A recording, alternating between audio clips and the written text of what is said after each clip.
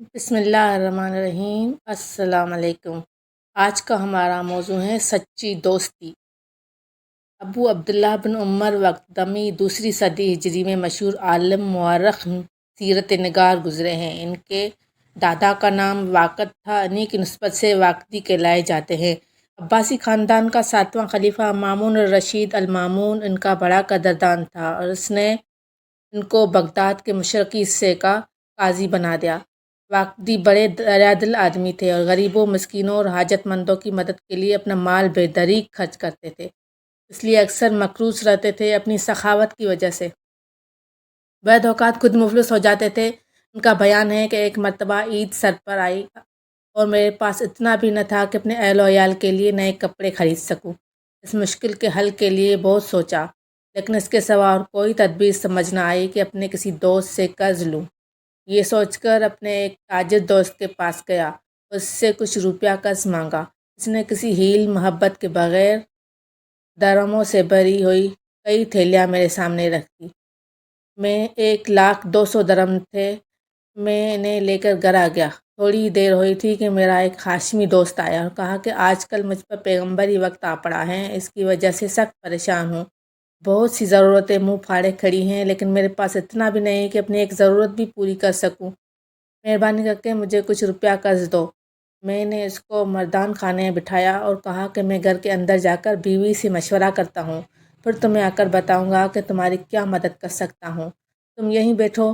یہ کہہ کر میں گھر کے اندر گیا اور بیوی سے مشورہ کیا تو اس نے کہا، تو پھر آپ نے کیا سوچا ہے؟ میں نے کہا، میرے خیال میں جو رقم میرے تاجر دوست نے دی ہے، اس میں سے آدھی رقم اپنے اس دوست ہاشمی کو دے دوں۔ میری بیوی بولی، سبحان اللہ! آپ اپنے دوست کے پاس گئے اور اپنی ضرورت بیان کی تو اس نے کسی ہیل و حجت کے بغیر آپ کو 1,02,000 درہم دے دیے۔ اب آپ کے پاس ایک ایسا دوست اپنی ضروریات لے کر آیا ہے جو ہاشمی ہونے کے بنا پر رسول اللہ صلی اللہ علیہ وآلہ وسلم کے خاندان سے نسبت رکھتا ہے۔ آپ اس کو آدھی رقم پر ہی ٹالنا چاہتے ہیں، یہ تو کوئی بات نہ ہوئی۔ آپ مجھ سے پوچھتے ہیں تو میں یہی مشورہ آپ کو دوں گی کہ آپ ساری رقم ہاشمی دوست کو دے دیجئے۔ میں نے بیوی کے مشورہ کے مطابق ساری رقم 1,02,000 درہم ہاشمی دوست کو دے دی۔ وہ خوش خوش اپنے گھر گیا۔ اب اتفاق ایسا ہوا کہ مجھے 1,02,000 درہم دینے کے بعد میرا تاجر دوست خالی ہاتھ رہ گیا اور اپنی ضرورتیں پوری کرنے کے لیے وہ بھی قرض لینے پر مجبور ہو گیا۔ اس غرض کے لیے وہ میرے ہاشمی دوست کے پاس آیا، جو اس کا بھی دوست تھا۔